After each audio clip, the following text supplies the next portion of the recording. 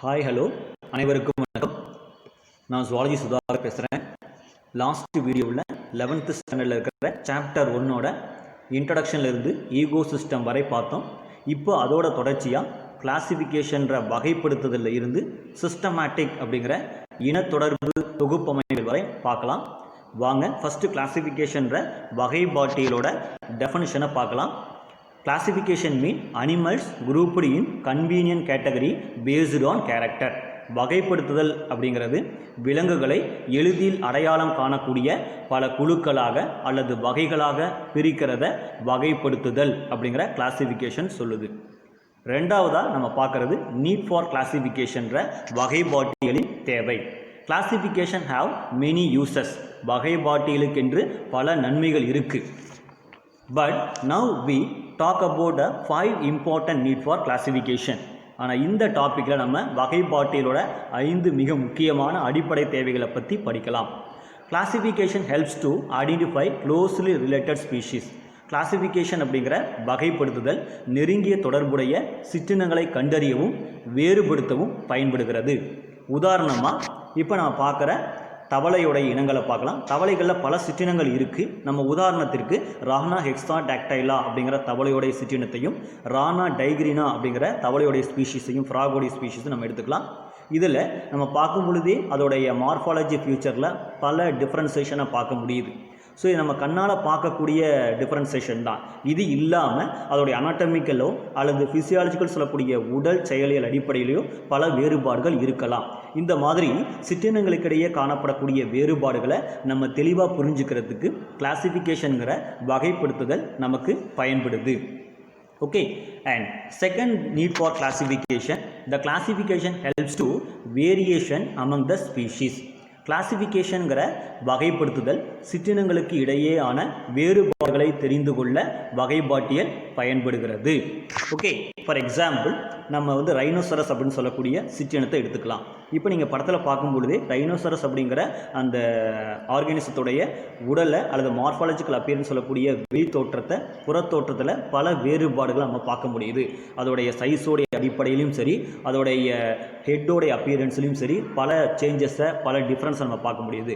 இப்படி ஒரே ஸ்பீஷீஸ்க்குள்ளே இருக்கக்கூடிய ரெண்டு வெவ்வேறு விதமான இனங்களுடைய வேறுபாடுகள் அப்படிங்கிற டிஃப்ரென்சேஷன் அல்லது வேரியேஷன் அப்படிங்கிற டிஃப்ரென்சேஷனை தெளிவாக புரிஞ்சுக்கிறதுக்கு கிளாசிஃபிகேஷன் அப்படிங்கிற வகைப்படுத்துதல் நமக்கு பயன்படுது. அண்ட் நெக்ஸ்ட் நம்ம பார்க்குறது third need for classification.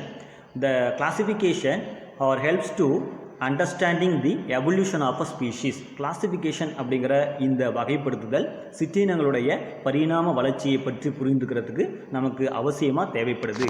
For example இப்போ நீங்கள் படத்தில் பார்க்குற பரிணாம வளர்ச்சியை பார்க்கலாம். ஃபஸ்ட்டு ஃபிஷ் மாதிரி இருக்கக்கூடிய அந்த டோர்டான் அப்படின்னு சொல்லக்கூடிய இனங்களை பாருங்கள்.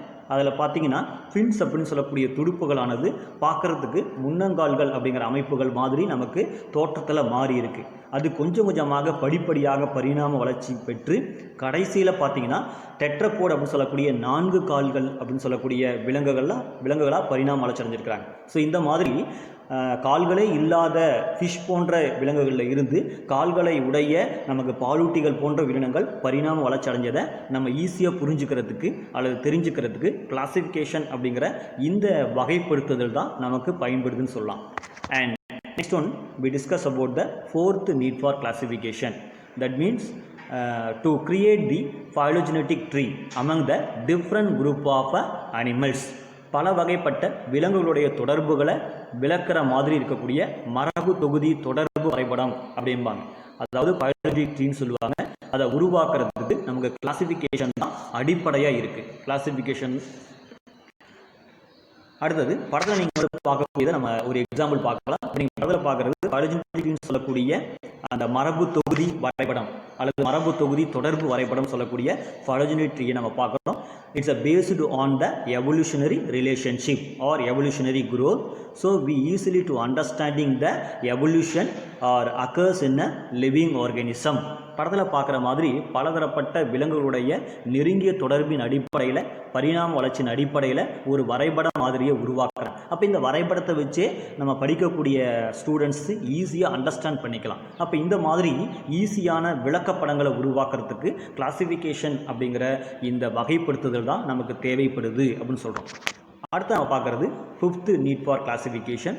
Classification helps to conveniently study of a living organism. கிளாசிஃபிகேஷனுங்கிற வகைப்படுதல் உயிரினங்களை பற்றி தெளிவாக புரிந்துக்கிறதுக்கு நமக்கு பயன்படுதுன்னு சொல்லலாம்.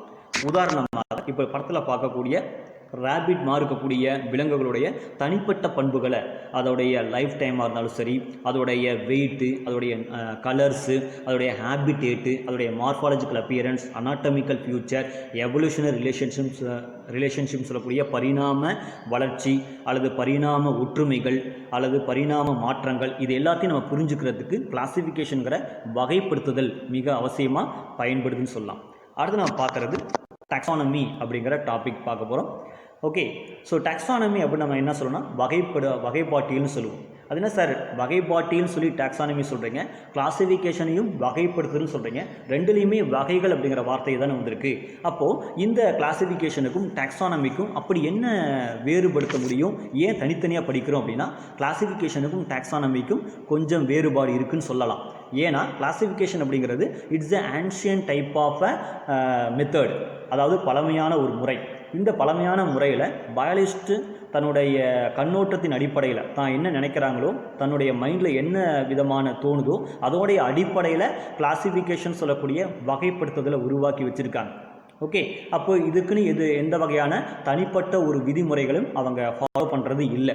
பயாலஜிஸ்ட்டுக்கு தகுந்த மாதிரி இந்த கிளாசிஃபிகேஷன் சொல்லக்கூடிய வகைப்படுத்துதல் முறையானது வேறுபட்டு காணப்படுது. ஸோ ஆரம்பத்தில் காணப்பட்ட இந்த பலவிதமான வேறுபாட்டை நம்ம போக்கணுங்கிறதுக்காக தான் பயாலஜிஸ்ட் என்ன பண்ணியிருக்காங்கன்னா டாக்ஸானமி அப்படின்னு சொல்லக்கூடிய ஒரு முறையை உருவாக்குனாங்க. டாக்ஸானமிங்கிறது கிளாசிஃபிகேஷனை அடிப்படையாக கொண்டு புதுசாக மாற்றப்பட்ட அல்லது உருவாக்கப்பட்ட ஒரு பிரிவு தான் அப்படின்னு சொல்லலாம். That is modern type of a classification. இது ஒரு நவீன முறை. இதில் விலங்குகளை வகைப்படுத்துறதுக்குன்னு சில விதமான விதிமுறைகளை ஃபாலோ பண்ணுறாங்க. அந்த விதிமுறைகளின் அடிப்படையில் தான் விலங்குகளை வகைப்படுத்தணும் அப்படிங்கிற கட்டாயம் இங்கே இருக்குது. அப்போது இந்த டாக்ஸானமி அப்படிங்கிறது it's a modern method but it's a derived from classification. இது ஒரு நவீன முறையாக இருந்தாலும் கூட இது கிளாசிஃபிகேஷன்ங்கிற பழமையான முறையிலிருந்து மாற்றப்பட்டு உருவானது தான் அப்படின்னு சொல்லலாம். ஃபர்ஸ்ட் நம்ம பார்க்குறது டாக்ஸானமிங்கிற அந்த வேர்டுக்குரிய மீனிங் பார்க்கலாம். Taxonomy, the word are derived from the Greek words. The first of are mentioned for the taxis and the second of they are derived from the normus. The taxis mean it represent for the arrangement. Taxis na அர்த்தம் வரிசைப்படுத்துதல். Normus mean it represent for law. That means விதிகள். அப்போ ஒரு விலங்குகளை வரிசைப்படுத்துவதற்கு வகைப்படுத்துவதற்கு சில விதிகளை நம்ம follow பண்ணுறோம். அதுதான் டாக்ஸானமி அப்படிங்கிற இந்த வார்த்தை சொல்லுது. அடுத்தது taxonomy that arranged for the living organism based on the identification, description, naming, classification for all the flora and fauna variety. ஆனால் கிளாசிஃபிகேஷன் அப்படிங்கிற இந்த முறையை டாக்ஸானமியை நம்ம மாற்றுறதுக்குன்னு ஒரு சில படிநிலைகளை பயாலஜிஸ்ட் உருவாக்கியிருக்காங்க. ஓகே, அது வரிசைப்படுத்துறதுக்காக அந்த வரிசைப்படுத்தக்கூடிய படிநிலைகளை தான் நம்ம ஒவ்வொன்றா சொல்கிறோம். First one is the identification, அடையாளம் காணுதல். டிஸ்கிரிப்ஷன், அந்த விலங்கிற்குரிய விளக்கம். நேமிங், அதற்குன்னு ஒரு ஸ்பெஷலான biological name or scientific name or zoological நேமை நம்ம கொடுக்குறோம். Then the classification. After we framing these identification, description and naming we form the classification. That means வகைப்படுத்தக்கூடிய முறையை நம்ம ஃபாலோ பண்ண போகிறோம். இது பிளான்ஸுக்கும் சரி அனிமல்ஸுக்கும் சரி இந்த முறையை தான் ஃபாலோ பண்ணணும் அப்படிங்கிறத டெவலப் பண்ண மிக முக்கியமான காரணமாக இருந்தவர் கரோலஸ் லின்னேயஸ் அப்படிங்கிற நபர் தான். கிட்டத்தட்ட 1707 1788 அந்த காலகட்டத்தில் வாழ்ந்த ஒரு பயாலஜிஸ்ட் கரோலஸ் லின்னேயஸ். இவர் தான் ஆரம்பத்தில் இருந்த அரிஸ்டாட்டிலுடைய கிளாசிஃபிகேஷனை கொஞ்சம் கொஞ்சமாக மாற்றி அமைச்சு இன்றைக்கி நம்ம படிக்கக்கூடிய டாக்ஸானமி அப்படின்னு சொல்லக்கூடிய பிரிவாக உருவாக்கியிருக்கார்.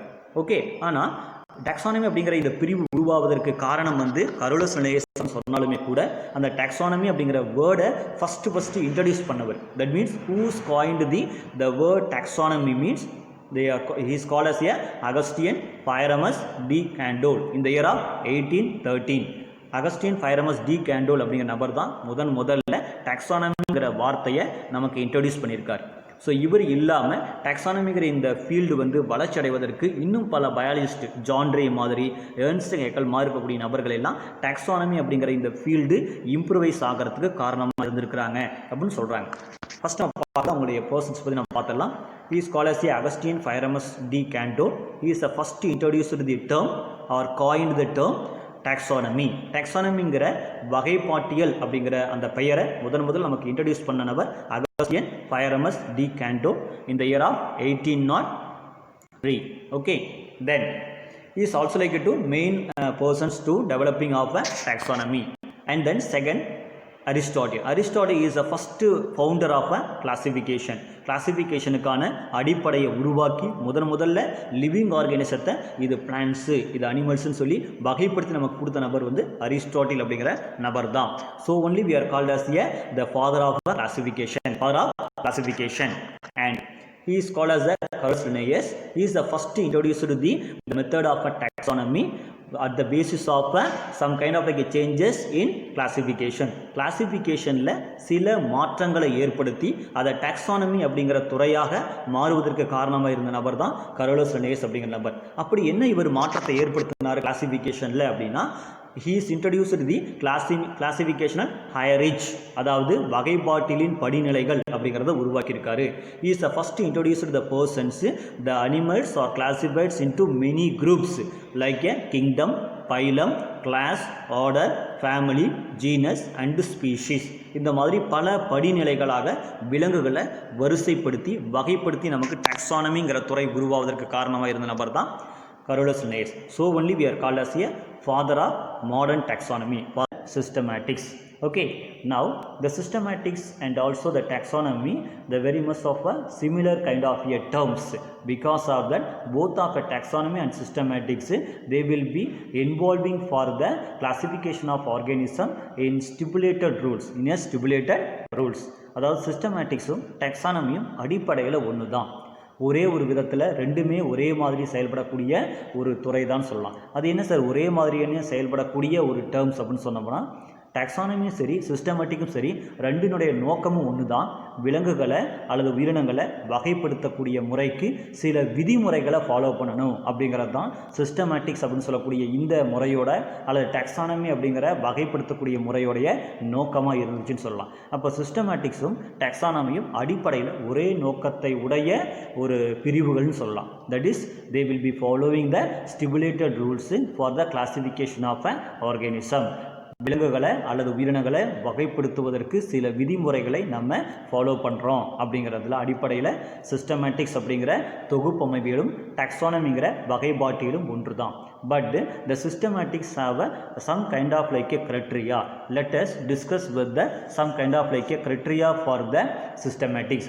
One is the identification, and second one is the describing, third one is the naming, and fourth one is the arranging, and fifth one is the preserving, and sixth one is the documenting.